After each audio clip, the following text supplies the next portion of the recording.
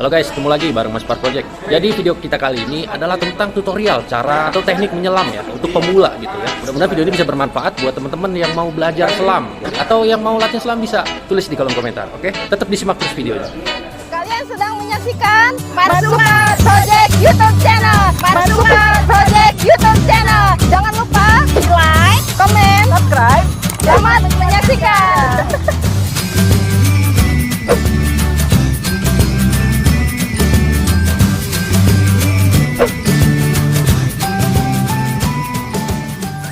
Yang cantik sudah berkenan meluangkan waktunya duduk di sini belajar ilmu baru di pool air, namanya ilmu selam. Tegang gitu sih.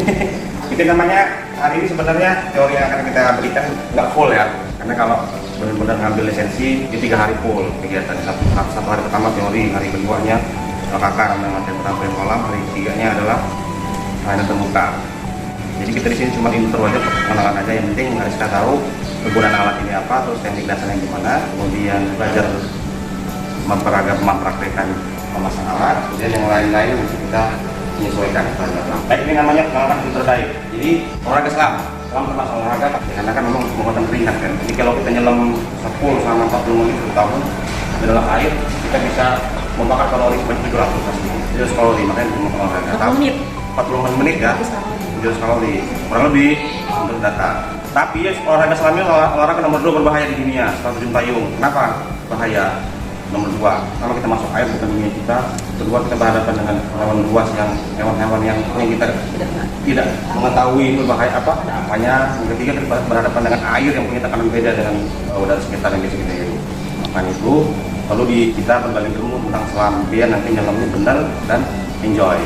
Jadi kalau untuk kita di sini, kita wisata ya, bukan selam komersil untuk kerja bawah air, bukan. Itu selam bisa kerja bawah. Jadi banyak hal-hal yang perlu diperhatikan dalam olahraga selam. Yang pertama adalah niat. Ada niat nggak? Banget. Nah, niat ya. Oke, niat nomor 1 udah jebol ya.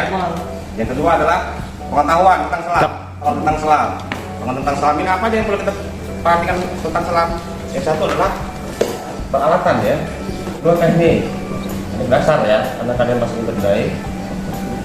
Yang ketiga, intuisi. Lu intuisi? Intuisi tahu? Intuisi. Feeling.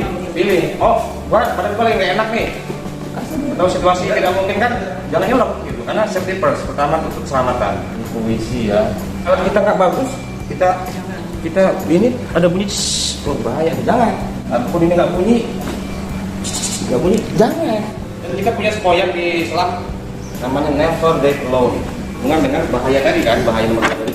Jangan pernah menyelam sendiri. Nah, di saat Pak Ucok ada trouble, sendirian bingung, minta tolong sama siapa? Sama Yu, dicopot malahan.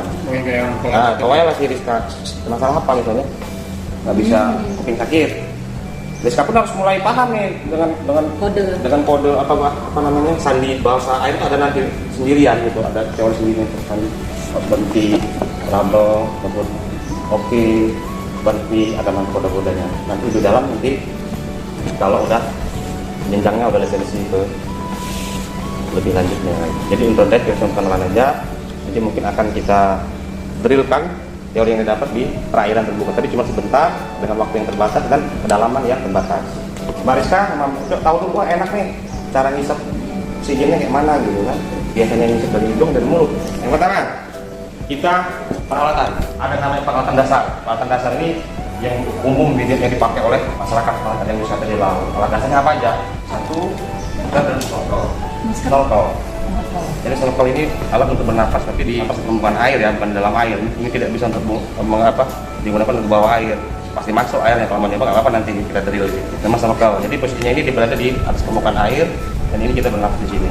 Mulut kita di sini, kemudian bernafasnya melalui ini apa namanya? Ini apa sih snorkel itu? Pipa lah, pipa. Nah, ini masker gunanya bukan masker kecantikan ya. Ini masker karena dibilang masker karena dia menutupi muka, wajah, jadi bilang masker. Jadi ini digunakan untuk melihat bawah air. Kalau kita mata normal nggak bisa kita bawah air dengan jelas, karena ininya apa namanya, pandangan kita beda di bawah air sama di atas. Jadi inilah gunanya kaca ini. Kaca upayakan nanti kalau mau beli yang temperat ya. Temperat ini dia bisa menahan tekanan. Yang kedua, Pakai ada nih ya Bang. yang kedua adalah pin. Nah, ini namanya pin. Pin ini kalau orang umum nyebutnya kaki kata. Pin. Pin. Kalau di bahasa Inggris kan sirip ya. tapi di ini pakai katak. Nah, jenisnya banyak kayak gini. Ada yang full foot, ini full foot. Ada yang ada strapnya namanya well strap. Nah, ini lebih modern ya. Jadi kita bisa untuk ukur kaki sendiri gitu loh. Kira apa kebesaran.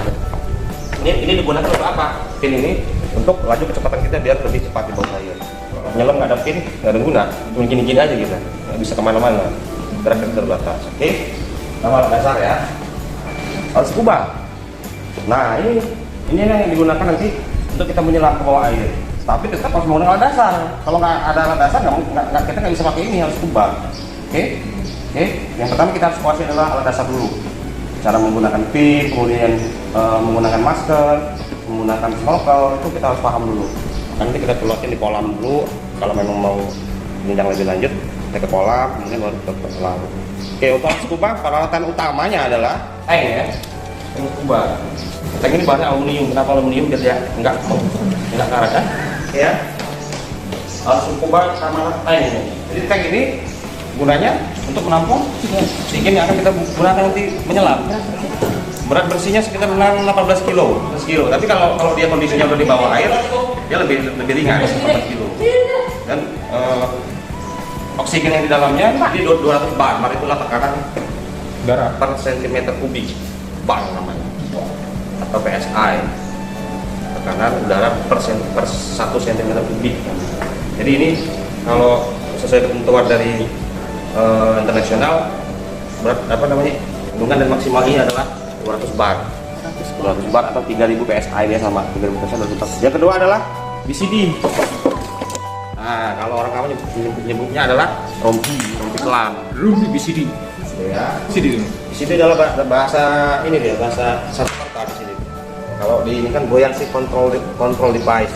Jadi gunanya adalah alat untuk mengontrol keseimbangan. Alat utama adalah mengontrol keseimbangan selain itu adalah untuk sebagai dudukan dari tabung. Oke.